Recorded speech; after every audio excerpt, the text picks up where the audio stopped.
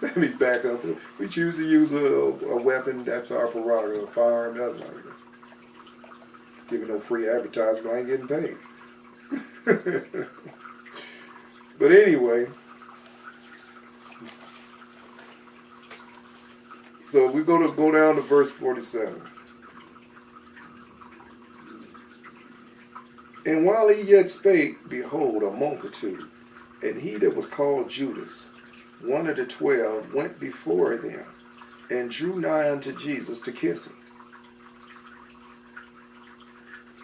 But Jesus said unto him, Judas, betrayest thou the Son of Man with a kiss? Really? You gonna sell me out and kiss me too? I could go, I'll keep it rated G, believe me, for families and kids, out of respect. At a time like this, I would like to have something to say about that kiss in street language. If I was Jesus, yeah, I would use some explicatives. You bleepity bleep, you gonna trade me with a bleepity bleep kiss? I'll just let you use your imagination. Keep it rated G for the kiddies and the family. So anyway,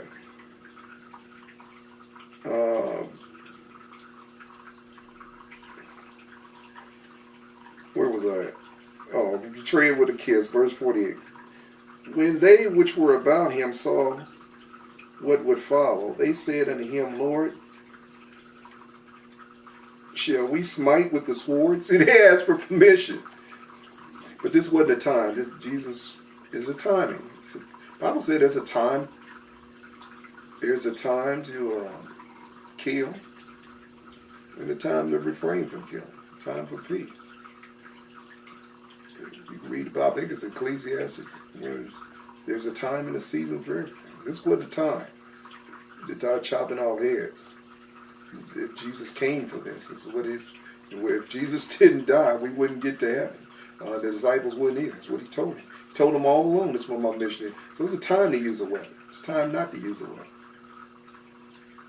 I mean, you got to have some common sense and some discernment. Hopefully, I've had a lot of training, but hopefully that's what the training is for, to teach you when and when not properly. When I went through the shooting academy, they taught us a lot of stuff about backdrops, everything. Time when to shoot and time not to shoot. Can't just go firing off and hit a innocent bystander or something. You got to know what you're doing. Bullets, straight bullets don't have no names on them.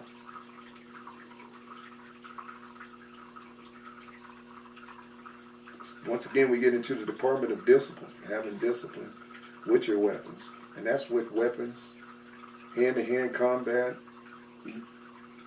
knives, anything else.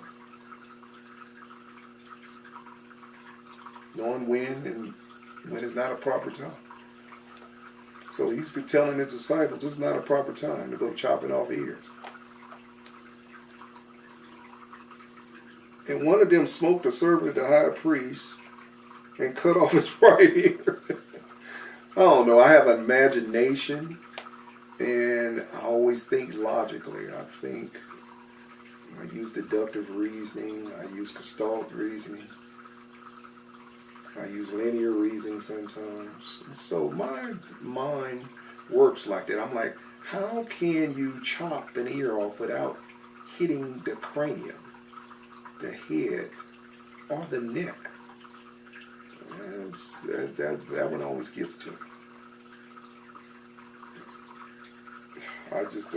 Let me move on. And Jesus answered and said, suffer ye thus, and he touched the ear and healed him. Okay, we'll stop there. That was not the time and the place. Jesus rebuked him and said, know when to use your sword. You live by the sword, you'll die by it. It's not time. You got to have some common sense with your weapons.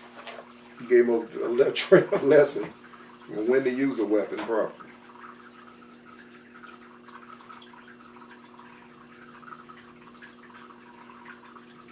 Now, I hope you've learned a little bit about Judas. And what type of person is a Judas? Usually, in this case, this angle that we took, Judas always is a servant of mammon. The god of greed, believe that, the devil, Satan. That's without a doubt. But we came from an angle of power. They wanted power back. Jesus had too much power. See, these evil, dark forces that be to sit and pull the strings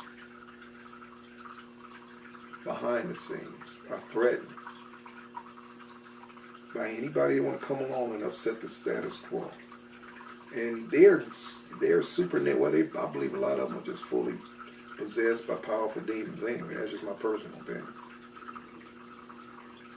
But they have avarice that you wouldn't believe. These people are billionaires. The kind of people I'm talking about multi-billionaires. But they have avarice, rapacity beyond, greed beyond your imagination. Because they're possessed, I believe, by these powerful demons. And they're about power and greed. They can never get enough. And they want to enslave all of us. Jesus said us, the church, we're salt of the earth. We're the resistance down here. We're the fight. Resist the devil and he'll flee from you. What do you think that is? Resistance. You're going up against his minions. A lot of times, Mr. Devil ain't going to materialize in front of you. He's going to work through a minion, through a body, him and his cohorts. So it's up to you to resist and to fight for your freedom. What little you still have left, and to start pushing back. And to wake up out of your zombie state and get active. We need salty Christians in every aspect of government.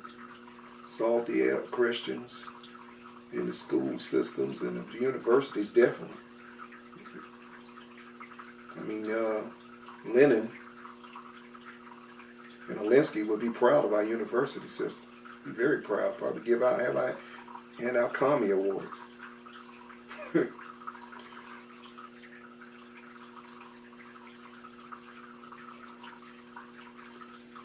Wake up, people.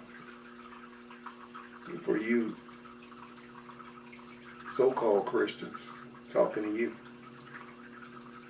lukewarm, puke that's been sitting in your rocking chair, thinking you're going to get to heaven rocking your way.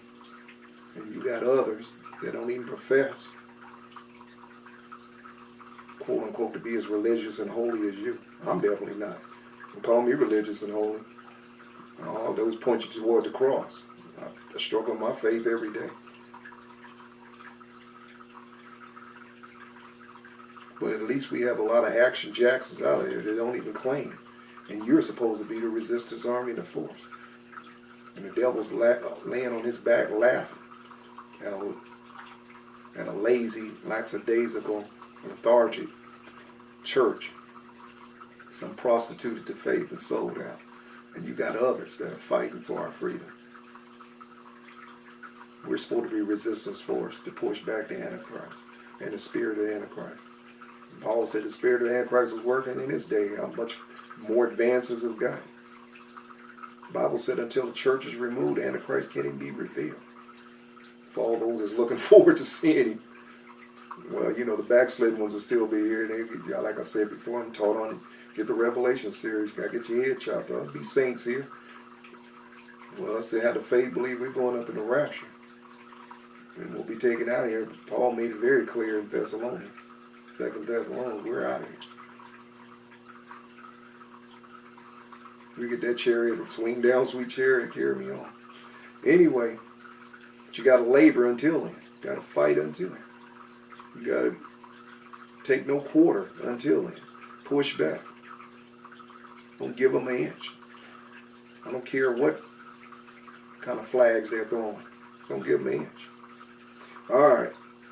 This message has meant a lot to you. Don't rob God either, especially in these turbulent times. If street priests, the ministries has taught you. Send your tithes, first fruit, alabaster box, streetpriestministry.org. Hit that donate button. God bless you.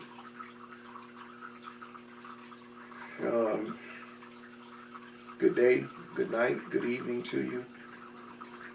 Around the world, may you go in faith in Jesus' name.